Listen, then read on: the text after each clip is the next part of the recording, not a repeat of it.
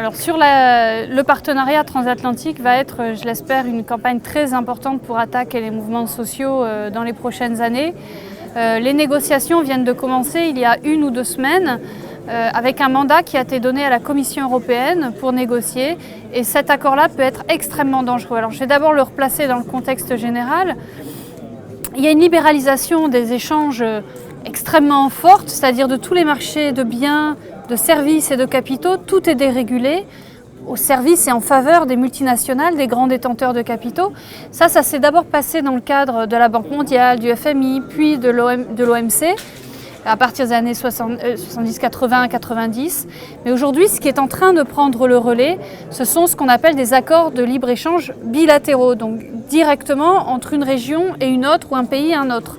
Et ce sont d'abord des accords très très dangereux parce que le rapport de force est encore plus défavorable pour le pays qui est le plus faible.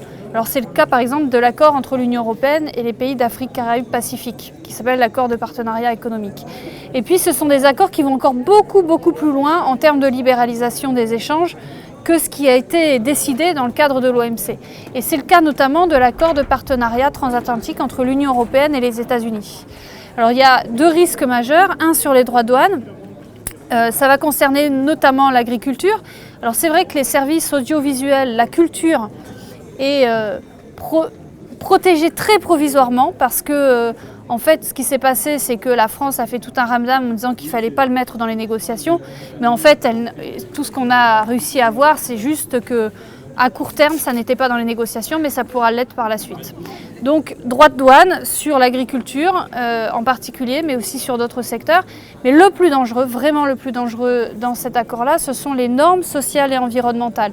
C'est-à-dire que dans cet accord, il est prévu, pour être clair, de démanteler toutes les normes qui se font en défaveur du libre-échange et en fait, in fine, de l'intérêt des multinationales. Et notamment, ce qu'on craint énormément, c'est qu'il y ait une possibilité alors de poursuite en fait, judiciaire ou de poursuite des multinationales envers des États parce qu'ils mènent des politiques contraires à leurs intérêts, sous couvert de libéralisation du commerce.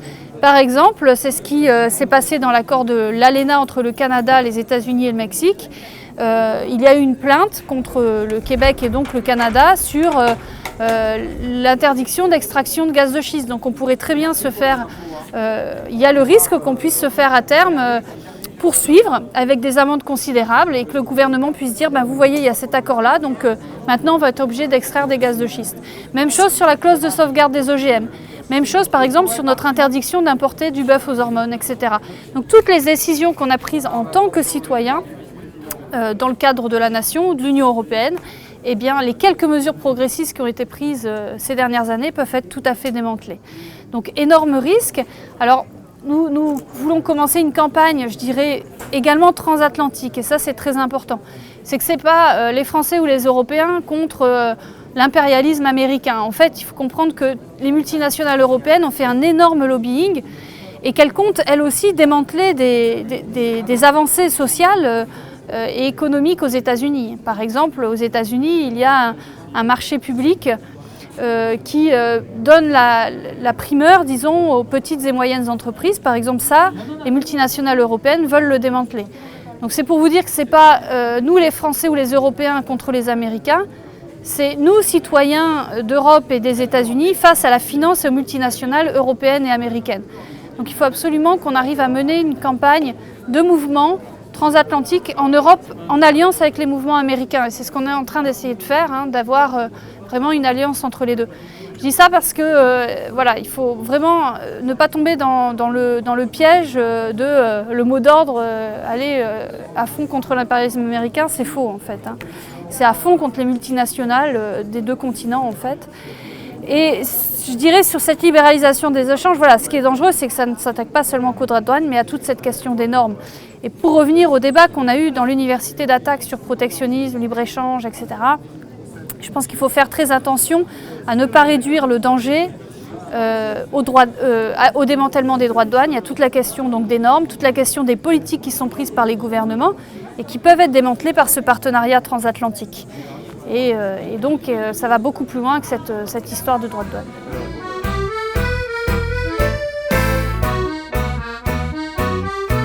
Moi je pense que le mot d'ordre n'est pas celui du protectionnisme parce que c'est un terme ambigu qui peut même être dangereux parce qu'il s'agit pas de... parce qu'il peut être compris comme protéger les intérêts des Français contre le reste du monde. Donc moi je préfère largement le mot d'ordre de la relocalisation pour faire en sorte de rapprocher le citoyen des systèmes de production, pour qu'il ait conscience de la manière dont on produit autour de lui, pour également diminuer les coûts de transport écologiques, pour tout un tas de raisons. Relocaliser, alors ensuite la question c'est comment relocaliser. Les droits de douane ne sont qu'une solution parmi énormément d'autres. Il y a d'abord la question des normes évidemment, mais prenez par exemple une industrie agroalimentaire française, les droits de douane ou la protection aux frontières ne résout rien en soi. Ça n'empêchera pas de pressurer les salaires de ses ouvriers, de pressurer les prix pour les producteurs agricoles, de rationaliser et d'augmenter à outrance la productivité du travail et finalement de diminuer massivement l'emploi. Donc ce qu'il faut aussi mettre sur la table de manière aussi importante, voire plus que les droits de douane, c'est le partage du temps de travail, la démocratisation des entreprises, obliger par exemple les conseils d'administration à avoir une part significative de salariés ou d'usagers. Il y a évidemment la question aussi du contrôle des investissements, du contrôle bancaire. Et là, on a toute la question de la socialisation du système bancaire ou encore toute la question des aides aux entreprises. Et ça a été dit notamment, il y a 50 milliards d'aides aux entreprises qui sont versées chaque année par l'État français, qui sont uniquement pour les multinationales et la rentabilité des capitaux. Il faut le redistribuer vers les travailleurs, vers les mesures sociales et écologiques. Donc vous voyez qu'il y a il faut être beaucoup plus radical que la seule question très étroite des droits de douane, qui est vraiment de regarder le problème avec le petit bout de la lorgnette. Et on va beaucoup plus loin que ça dans l'attaque et heureusement, parce que je crois que la solution elle passe par une politique beaucoup plus vaste.